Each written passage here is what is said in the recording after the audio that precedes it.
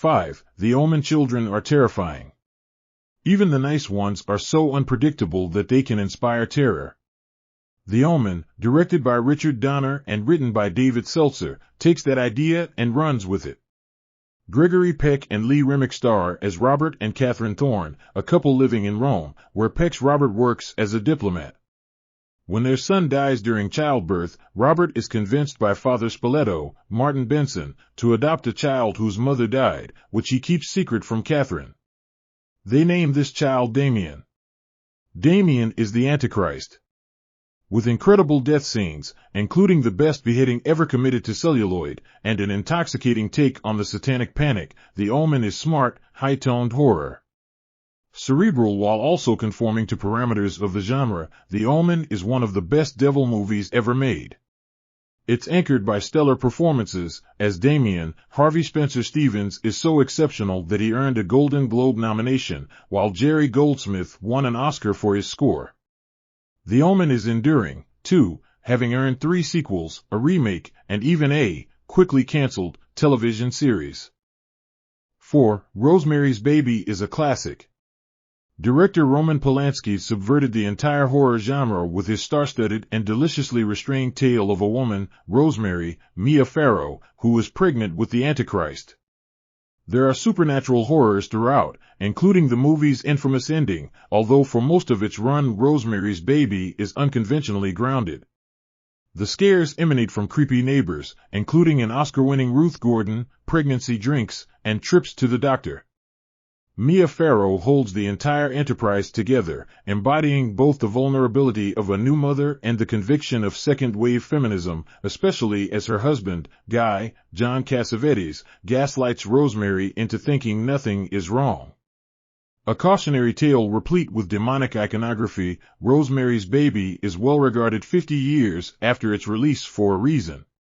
Terrifying, unconventional, and simply gorgeous to look at, no other movie has managed to capture its power, and that includes its made-for-TV remake. 3. The Wailing is one of the scariest movies ever made. Nahum Jean's operatic, dense, and thoroughly frightening sixth feature is almost impossible to describe. Ostensibly the story of a small village in South Korea rattled by the arrival of an enigmatic Japanese stranger, Jun Kunemura, The Wailing is a frenzied sprint through different horror subgenres.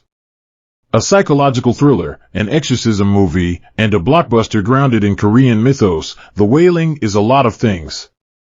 At no point during its nearly 2.5-hour runtime, though, is it anything less than captivating and terrifying. I won't spoil the ending, but the final half hour, which feature the devil, though I won't say how, is unreservedly the scariest 30 minutes of film I've seen in the past decade. With genre-defying performances from Kwak Do-won and Chun Woo-hee and so much mythology to unpack and explore, The Wailing is classic cinema. It transcends time and genre with an indefinable capacity to scare. Don't miss this one. 2. James Wan is a master. Working on a larger scale in the genre he finds most comforting, the shock maestro reinvented both himself and the horror genre with The Conjuring. Gone was Wan's saw-style gore and macabre gothicism, see Dead Silence.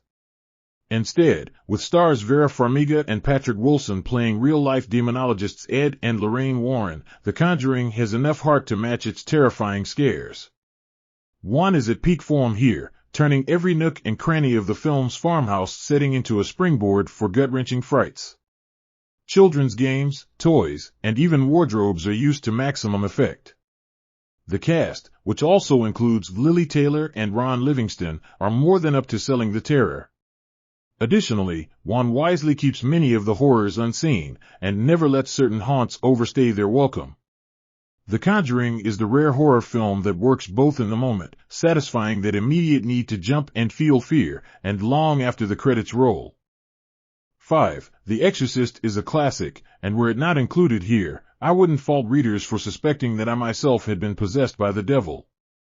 William Friedkin's Oscar-winning horror opus, based on the novel of the same name by William Peter Blatty, is a subversive, thoroughly terrifying exploration of one girl's demonic possession.